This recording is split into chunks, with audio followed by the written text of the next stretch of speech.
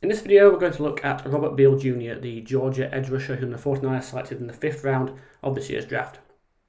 As Kyle Shanahan and John Lynch revealed at their post-draft press conference, the primary reason why the Niners were so excited to get Beal on day 3 was his get-off.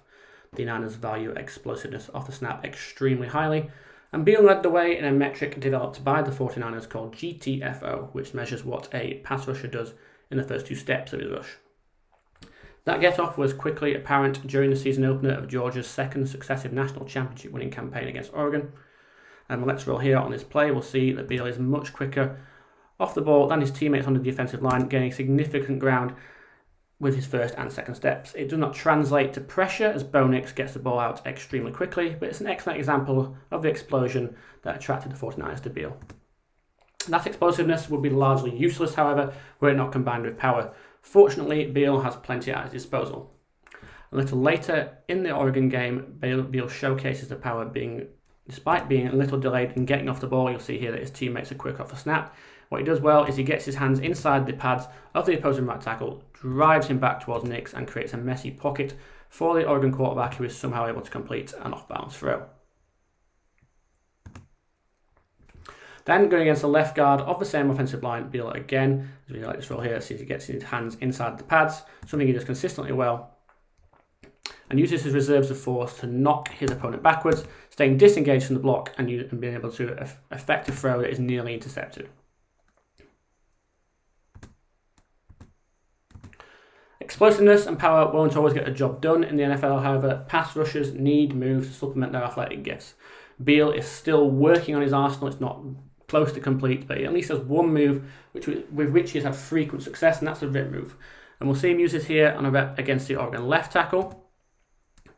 You see he beats the blocker to the punch and gets his hands inside before ripping through the outside arm of the tackle with only a speedy throw from Nix negating the impact of an excellent rush. And you'll see the rip here again against Oregon to force a scramble from Nix.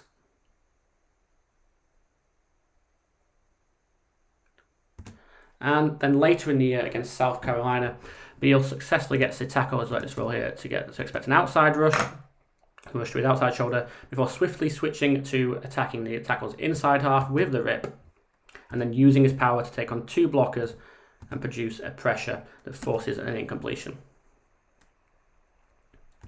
Beal doesn't just have the rip move in his armory, he also boasts a long arm move that he uses to drive blockers back, as he does so here against Kentucky. We'll see him get the long arm into the pads, again beating the blocker to the punch, driving him backwards, and it's sack comes from the opposite side. But again, a good rush once again with a different move.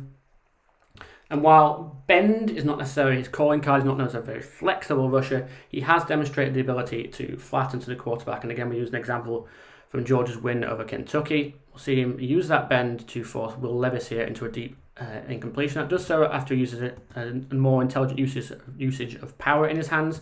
So yank down the hands of the right tackle here. And as you'll see a very nice job of coring, flattening to Levis, pressuring into a throw that falls way out of bounds. Yet for all the technical prowess he has displayed and the usage of his hands and how well he uses his power and the explosiveness, it was a pretty relatively simple rush that saw him get a sack against Kentucky in the final play we'll see here. He does utilise his power, but he doesn't need to use a lot of it to beat what is a half-hearted pass set from the Kentucky right tackle here.